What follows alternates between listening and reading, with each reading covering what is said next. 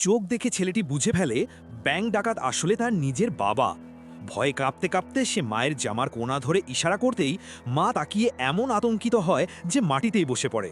ডাকাত ইতিমধ্যে বন্দুক বের করে নির্বিচারে গুলি চালাতে শুরু করেছে। চারদিকে হুড়োহুড়ি, চিৎকার, সম্পূর্ণ বিশৃঙ্খলা। হঠাৎ ডাকাতের চোখ পড়ে কোনায় কুঁকড়ে থাকা ছেলের দিকে।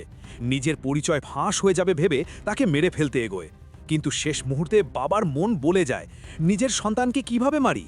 ঠিক তখনই এক লোক গোপনে অ্যালার্ম বাজাতে গেলে ডাকাত এক মুহূর্ত দেরি না করে তাকে গুলি করে ফেলে। এরপর কয়েক বস্তা টাকা নিয়ে ডাকাতরা পালিয়ে যায়। পালানোর সময় বাবা আবার ছেলের দিকে তাকায়, কিন্তু ছেলের চোখে কোনো ভয় নেই, বরং তীক্ষ্ণ দৃষ্টি। সেদিন রাত থেকেই বাবার মনে অশান্তি। পরদিন সে স্বাভাবিক অভিনয় করে বাড়ি ফেরে।